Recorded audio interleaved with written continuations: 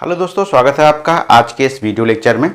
और आज के इस वीडियो लेक्चर में हम लोग पढ़ने वाले हैं नॉर्मल डिस्ट्रीब्यूशन की एक प्रॉब्लम।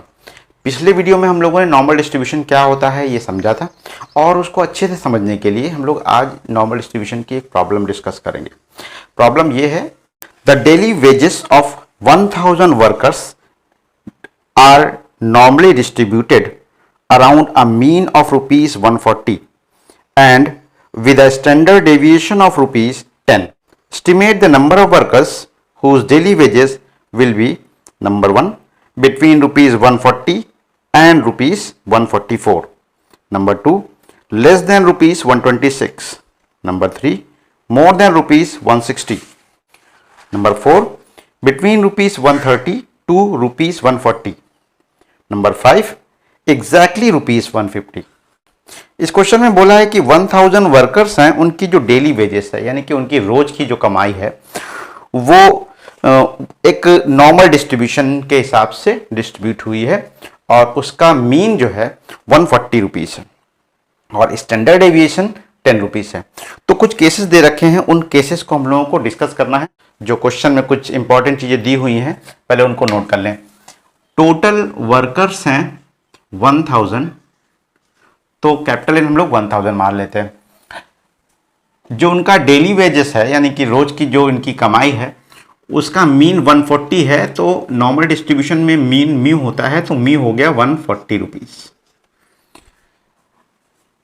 स्टैंडर्ड डेविएशन यानी कि सिग्मा जो है वो ₹10 है, तो सिग्मा 10 हो गया। ये इतना दिया हुआ। तो केसेस क्या दिए हैं उनको डिस्कस करने से पहले हम लोग यहां पर इसको स्टैंडर्ड फॉर्म में लाने के लिए z में कन्वर्ट कर लेंगे। z इज इक्वल टू होता है x minus mu upon sigma. ये पिछले वीडियो में हम लोगों ने डिस्कस किया था। तो म्यू और सिग्मा की वैल्यू उसमें पुट कर दें तो x माइनस 140 अपॉन 10, यानी कि z इज इक्वल टू आ जाएगा x माइनस 140 अपॉन 10। इस फॉर्मूले से हम लोग जो क्वेश्चन में वैल्यूज दी होंगी वो स्टैंडर्ड फॉर्म में तो होंगी नहीं, वो तो x की वैल्यूज दी होंगी, तो इसमें हम लोग x की वैल्यूज रख के उसको स्टैंडर्ड फॉर्म में बदल देंगे, स्टैंडर्ड वेरिएबल में ले आएंगे यानी कि z के फॉर्म में ले आएंगे। ठीक है, तो अब पहले केस पे आते हैं। पहले केस में बोला था बिटवीन ₹140 एंड ₹144 कितने ऐसे लेबर होंगे 1000 में जिनकी डेली वेजेस यानी कि रोज की कमाई 140 से 144 रुपए के बीच होगी। तो यहां पर हमें जो x की वैल्यूज दे रखी हैं वो 140 से 144 के बीच दे रखी हैं। पहली वैल्यू जो है वो 140 है, तो x1 140 मान लें, और दूसरी वैल्यू जो है वो 144 है, तो x2 मान लेते हैं। 144 को x रहना चाहिए x1 और x2 के बीच में। यहां पर देखिए जब z और x में रिलेशन है उसके हिसाब से z1 यानी कि z की पहली वैल्यू क्या आएगी x1 माइनस 140 अपॉन 10। तो इसको सॉल्व करेंगे 140 माइनस 140 अपॉन 10 यानी कि z1 हो जाएगा 0। अब x2 के अकॉर्डिंग z2 क्या होगा x2 माइनस 140 अपॉन 10। x2 दे रखा है 144 माइनस 140 अपॉन 10, तो ये बचेगा 0.4। तो x1 और x2 को हमने कन्वर्ट कर लिया z1 और z2 यानी कि स्टैंडर्ड फॉर्म में हम ले आए। हमें चाहिए थी प्रोबेबिलिटी 140 से 144 के बीच होने की, यानी कि किसी लेबर की किसी लेबर की डेली वेजेस 140 से 144 के बीच हो, इस बात की प्रोबेबिलिटी हमें निकालनी है। तो अभी ये x में दे रखा है, इसको हम लोग z में कन्वर्ट करेंगे। तो जब x होगा 140 से 144 के बीच, तो उस समय z क्या होगा 0 से 0.4 के बीच, 0 से 0.4 के बीच, क्योंकि जब x 140 था तो उस समय z1 था यानी कि z था 0, और जब x 144 था तो z था 0.2, यानी कि जब x 140 से 144 के बीच रहेगा तो z 0 से 0.4 के बीच रहेगा। तो हम लोग प्रोबेबिलिटी निकालने 0 से 0.4 के बीच की z में, तो वो होगी बराबर x के लिए 140 से 144 के बीच। तो अब अगर हमें z की वैल्यू 0 से 0.4 लेनी है, नॉर्मल डिस्ट्रीब्यूशन में जो प्रोबेबिलिटी होती है वो नॉर्मल डिस्ट्रीब्यूशन कर्व के एरिया के बराबर होती है। तो जब z की वैल्यू आपको मिल जाए तो यहां पर एक फिगर बना लीजिए नॉर्मल डिस्ट्रीब्यूशन का। ऐसा होता है बेल शेप में, यहां पर होता है z इज इक्वल टू 0। अब z इज इक्वल टू 0 से z इज इक्वल टू 0.4 तक एरिया चाहिए। मान लीजिए यहां पर है 0.4, z की वैल्यू, ये लाइन है z इज इक्वल टू 0.4। तो हमें अगर 0 से 0.4 तक की प्रोबेबिलिटी चाहिए तो हमें एरिया निकालना होगा line z is equal to 0 से z इज इक्वल टू 0.4 के बीच का, इस कर्व और z एक्स एक्सिस के बीच। तो ये इतना एरिया हम लोग निकाल लें, ये रिप्रेजेंट करेगा z के 0 से 0.4 होने की प्रोबेबिलिटी को, यानी कि x के 140 से 144 के बीच होने की प्रोबेबिलिटी को। अब एरिया निकालने के लिए आपके पास टेबल है। आपको पता है कि टेबल में जो स्टैंडर्ड फॉर्म में एरिया निकालने के लिए दे रखे हैं वो सब 0 से शुरू होते हैं और आगे किसी नंबर तक जाते हैं। 0 से 0.4 तक का मतलब है कि हम लोग एरिया निकाल लें z इक्वल टू 0.4 का। तो टेबल से अगर इसका एरिया निकालेंगे तो पहले कॉलम में z की वैल्यू 0.4 जहां पर है उसके सामने सेकेंड प्लेस पे 0 है, इसलिए 0 के नीचे देखेंगे तो हमें मिलेगा 0.1554। ये एरिया है 0 से 0.4 के बीच का। अगर हमें प्रोबेबिलिटी चाहिए 0 से 0.4 की तो यही एरिया प्रोबेबिलिटी होगा z के 0 से 0.4 के बीच होने की, यानी कि x के 140 से 144 के बीच होने की। तो ये प्रोबेबिलिटी है x के 140 से 144 होने की, यानी वर्कर की 140 से 144 रुपीस के बीच डेली वेज होगी, यानी कि एक दिन की कमाई होगी, उस बात की प्रोबेबिलिटी ये है। तो टोटल कितने वर्कर होंगे जिनकी इनकम एक दिन की 140 से 144 होगी? Number of workers is equal to total worker से इसको मल्टीप्लाई कर देंगे इनटू कैपिटल N, यानी कि 0.1554 इंटू 1000, ये आ जाएगा 155.4, यानी कि 155 अप्रॉक्सीमेटली। तो 155 वर्कर्स ऐसे होंगे जिनकी डेली की इनकम 140 से 144 से बीच होगी। इस तरह से हम लोग निकाल सकते हैं। सेकेंड केस में बोला है लेस देन 126 रुपीज। ऐसे कितने वर्कर होंगे जिनकी एक दिन की कमाई 126 रुपए से कम होगी, यानी कि x इज लेस देन 126।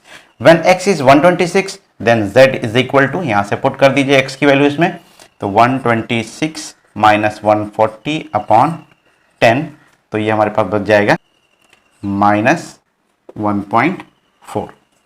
मतलब जब x होगा 126 तो z होगा माइनस 1.4। तो अगर हमें प्रोबेबिलिटी चाहिए x लेस देन 126 की, तो हम लोग प्रोबेबिलिटी निकाल लें z लेस देन माइनस 1.4 की। तो जब z लेस देन माइनस 1.4 होगा तो उस समय x होगा लेस देन 126। जब z मिल जाए तो हम लोग फिगर बना लेते हैं। नॉर्मल डिस्ट्रीब्यूशन कर्व ये है, इनफाइनाइट तक जाता है। तो z लेस देन माइनस 1.4, तो माइनस 1.4 मान लीजिए यहां कहीं पर है, ये है मान लीजिए माइनस 1.4। तो हमें इससे लेस, यानी कि इसके लेफ्ट वाला पूरा एरिया चाहिए होगा, कहां तक? Minus infinite. तो अब हम जब माइनस 1.4 से पीछे माइनस इनफाइनाइट तक पूरा एरिया निकालेंगे तो वो एरिया रिप्रेजेंट करेगा z के माइनस 1.4 से कम होने की प्रोबेबिलिटी को, यानी कि x के लेस देन 126 होने की प्रोबेबिलिटी को। अब हमें एरिया निकालना है माइनस 1.4 से माइनस इनफाइनाइट तक को, तो इसको हम लोग पॉजिटिव साइन में बदलेंगे। तो क्या होगा? माइनस 1.4 के इक्वल इधर प्लस 1.4 ले लें और प्लस 1.4 से इनफाइनाइट तक का पूरा एरिया निकाल लें, तो वो बराबर होगा माइनस 1.4 से माइनस इनफाइनाइट तक का। मतलब अगर हम एरिया निकाल लें z ग्रेटर देन 1.4 तक, तो वो बराबर होगा area equal to z minus 1.4 से लेस के लिए। अब हमें z ग्रेटर देन 1.4 का एरिया निकालना है, तो उसके लिए हम लोग क्या करेंगे? पहले z इज इक्वल टू 0 से 1.4 तक का एरिया निकालेंगे और उसको इस पूरे एरिया से माइनस कर देंगे और पूरा एरिया कितना होता है 0.5। यानी कि अगर हमें एरिया चाहिए 1.4 से इनफाइनाइट तक का, तो हम लोग निकाल सकते हैं 0.5 से माइनस कर दें एरिया फ्रॉम 0 टू 1.4, यानी कि 1.0 से 1.4 तक का एरिया निकालें और उसको 0.5 से यानी कि पूरे एरिया से माइनस कर दें। तो 0.5 माइनस 0 से 1.4 तक का एरिया देखना है। तो टेबल में पहले कॉलम में z की वैल्यू 1.4 और उसके सामने सेकेंड प्लेस पे 0 है, इसमें यहां देखिए 0 है, तो 0 के नीचे जो वैल्यू लिखी होगी वो ले लें 0.4192। अब इसको 0.5 से माइनस करेंगे तो आएगा 0.0808। ये आ जाएगी प्रोबेबिलिटी z के लेस देन -1.4 होने की या x के लेस देन 126 होने की। अगर नंबर ऑफ वर्कर्स निकालने हैं, कितने वर्कर्स ऐसे होंगे जिनकी एक दिन की कमाई 126 से कम होगी, तो number of workers is equal to x less than 126 की probability into total number of workers यानी कि 1000। तो 0.0808 इंटू 1000, तो ये आ जाएगा 80.8 विच इज अप्रॉक्सीमेटली 81। यानी कि 81 ऐसे वर्कर्स होंगे आउट ऑफ 1000 जिनकी एक दिन की इनकम होगी लेस देन 126। तीसरे केस में कहा है मोर देन 160 रुपीज, यानी कि कितने ऐसे वर्कर होंगे जिनकी एक दिन की इनकम 160 से ज़्यादा होगी। तो x इज ग्रेटर देन 160।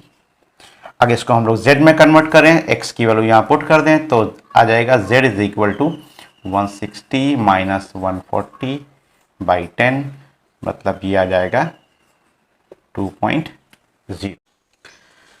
तो जब x होगा 160 से ज़्यादा तो z होगा 2.0 से ज़्यादा।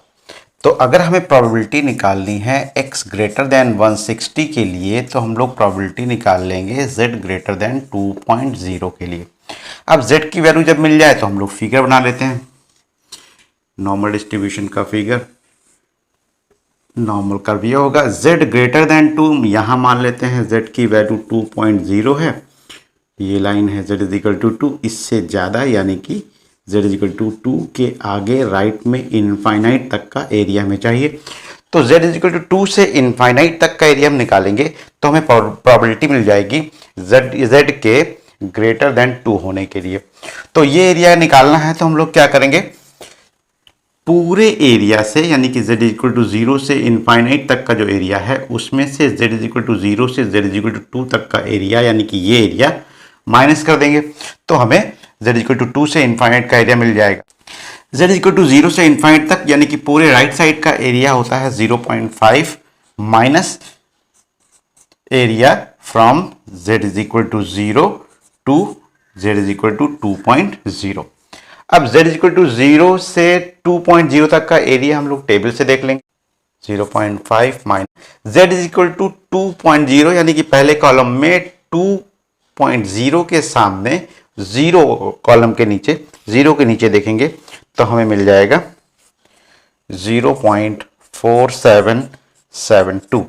इसको माइनस करेंगे तो आ जाएगा 0.0228। ये प्रोबेबिलिटी है x के ग्रेटर देन 160 होने की।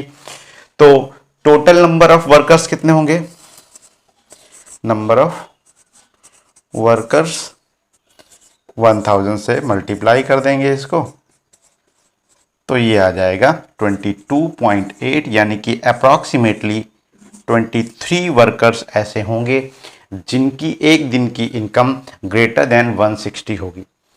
आइए अब देखते हैं केस 4। केस 4 में कहा है कि ऐसे कितने वर्कर होंगे जिनकी एक दिन की इनकम 130 से ज़्यादा होगी और 145 से कम होगी, यानी कि बिटवीन ₹130 टू ₹145 होगी। तो x1 हम लोग मान लेते हैं 130 को और x2 मान लेते हैं 145 को। तो जब x होगा 130 तो z1 इसमें आ x की वैल्यू तो 130 माइनस म्यू यानी कि 140 अपॉन 10, तो ये हमारे पास बचेगा -1। और जब हम लोग x2 रखेंगे इसमें तो हमें z2 मिलेगा। z2 बराबर होगा 145 - 140/10 और ये आ जाएगा 0.5। यानी कि जब x की वैल्यू 130 से 145 के बीच होगी तो z की वैल्यू -1 से 0.5 के बीच होगी। तो अगर हमें प्रोबेबिलिटी निकालनी है x के 130 से 145 के बीच होने की, तो हम लोग प्रोबेबिलिटी निकाल लेंगे z के -1 से 0.5 के बीच होने की। z की वैल्यू मिली तो उसके बाद फिगर बना लेते हैं। नॉर्मल डिस्ट्रीब्यूशन के ग्राफ में z की वैल्यू -1 से 0.5 तक लेनी है। -1 इधर लेफ्ट में कहीं होगा, मान लीजिए यहाँ z इक्वल टू -1 है और 0.5 यहाँ मान लेते हैं, z इक्वल टू 0.5। अगर हमें प्रोबेबिलिटी निकालनी है -1 से 0.5 तक की, तो मतलब हमें एरिया निकालना होगा z इक्वल टू -1 से z इक्वल टू 0.5 तक। ये इतना एरिया निकालना होगा। फिगर के हिसाब से देखेंगे तो ये एरिया दोनों तरफ है, तो हम लोग पहले z इक्वल टू -1 से z इक्वल टू 0 तक का एरिया अलग निकाल लें और z इक्वल टू 0 से z इक्वल टू 0.5 तक का ये एरिया अलग निकाल लें और फिर दोनों को प्लस कर दें। तो इसको हम लोग दो पार्ट में अलग कर दें अगर, तो पहले एरिया निकालेंगे z इक्वल टू -1 से z इक्वल टू 0 तक प्लस z इक्वल टू 0 से 0.5 तक। इन दोनों एरियाज को अलग अलग निकाल के ऐड कर दें। अब ये निगेटिव साइड वाला एरिया जो होता है वो निकालने के लिए हम लोग सिमिलरली सेम उतना ही राइट साइड का ही एरिया निकाल लेते हैं। यानी कि -1 से 0 वाला जो है वो इक्वलेंट होगा 0 से 1 तक का एरिया, क्योंकि दोनों तरफ सिमेट्रिक होता है। जितना एरिया -1 से 0 तक होगा उतना ही 0 से -1 तक होगा, 0 से 1 तक होगा, प्लस 0 से 0.5 तक। अब 0 से 1 तक का एरिया निकालना है। टेबल से आप देख लीजिए z इज इक्वल टू 1.0 के सामने 0 के नीचे, तो हम लोगों को मिलेगा 0.3413 प्लस, और 0 से 0.5 तक का एरिया चाहिए तो z इक्वल टू 0.5 के सामने 0 के नीचे, क्योंकि सेकेंड डिजिट पे 0 है, आएगा 0.1915। इन दोनों को प्लस कर लें तो आ रहा है 0.5328। ये प्रोबेबिलिटी है x के 130 से 145 के बीच होने की। तो टोटल नंबर ऑफ वर्कर्स कितने होंगे? Number of workers is equal to total number of workers से इसको मल्टीप्लाई कर दें, 1000 से मल्टीप्लाई कर दें तो ये आ जाएगा 532.8, यानी कि अप्रॉक्सीमेटली 533। यानी कि टोटल 533 वर्कर ऐसे होंगे जिनकी एक दिन की इनकम 130 से 145 के बीच हो। पांचवें पार्ट में कहा है कि ऐसे कितने वर्कर्स होंगे जिनकी एक दिन की इनकम एग्जैक्टली 150 रुपीज होगी। एग्जैक्टली ₹150। यहां पर नॉर्मल डिस्ट्रीब्यूशन में x की किसी एग्जैक्ट वैल्यू पर इसकी प्रोबेबिलिटी निकालना पॉसिबल नहीं होता है। यानी कि मतलब जब भी हम लोग प्रोबेबिलिटी निकालते हैं तो x की किसी रेंज पर निकालते हैं, x इज इक्वल टू 0 से x इक्वल टू 1 तक या x इक्वल टू 1 से x इक्वल टू 5 तक। किसी पर्टिकुलर वैल्यू पर प्रोबेबिलिटी नॉर्मल डिस्ट्रीब्यूशन में नहीं निकल पाती। यानी कि जैसे कहा जाए कि x इक्वल टू 1 पर क्या प्रोबेबिलिटी होगी, x की वैल्यू 5 होने के लिए क्या प्रोबेबिलिटी होगी। तो यहाँ एक रेंज चाहिए होती है हमेशा, क्योंकि यहाँ पर x की वैल्यू जो है हमेशा एक रेंज में दी जाती है जिसपे हमें उसकी प्रोबेबिलिटी निकालनी होती है। यहाँ पर x की वैल्यू जो है एग्जैक्टली 150 रखी है, यानी कि x 150 हो इस बात की क्या प्रोबेबिलिटी है। तो रेंज तो यहाँ दी नहीं है, तो रेंज के लिए हम लोग क्या करते हैं, रेंज दी तो नहीं है लेकिन इसको हम लोग बना लेते हैं। मान लेते हैं कि जो एक दिन की इनकम है वो रुपीस में ही है, यानी कि पैसे में नहीं है, हाफ में नहीं है, यानी कि 150 रुपीस 50 पैसे नहीं है। तो अगर रुपीस में है तो हम लोग अगर इसको कह दें कि 150 जो है 149.5 से ज़्यादा है और 150.5 से कम है, तो हम लोगों को 150 एग्जैक्टली मिल जाएगा। तो हम लोग यहाँ पर अगर प्रोबेबिलिटी निकाल लें x के 149.5 से ज़्यादा और 150.5 से कम होने की, तो वो अप्रॉक्सीमेटली 150 के आसपास ही आएगा। तो जब हम लोगों को x इज इक्वल टू 50 पर प्रोबेबिलिटी निकालनी है तो इसको हम लोग अप्रॉक्सीमेटली मान लेंगे x is greater than 149.5 and less than 150.5। तो जब x की पहली वैल्यू 149.5 मान रहे हैं तो उस समय z क्या होगा, यहां रख दें 149.5 माइनस 140 अपॉन 10, तो ये हमारे पास आ जाएगा 0.95। और दूसरी x की वैल्यू हम लोग मान रहे हैं 150.5, तो जब x होगा 150.5 यहाँ रख दें x की वैल्यू, तो z की दूसरी वैल्यू इसको z1 मान लें तो ये z2 आ जाएगा 150.5 माइनस 140 अपॉन 10, तो ये आ जाएगा 1.05। यानी कि जब x की वैल्यू होगी जब x की वैल्यू होगी 149.5 से 150.5 के बीच, तो z की वैल्यू होगी 0.95 से 1.05 के बीच। तो अगर हमें प्रोबेबिलिटी निकालनी है x के एग्जैक्टली 150 होने की, तो वो अप्रॉक्सीमेटली इक्वल होगी x के 149.5 और 150.5 के बीच होने के। तो हम लोग जब z में कन्वर्ट करेंगे तो z की वैल्यू उस समय होगी 0.95 से 1.05 के बीच। जैसे ही z की वैल्यू मिलती है हम लोग नॉर्मल डिस्ट्रीब्यूशन का कर्व बना लेते हैं।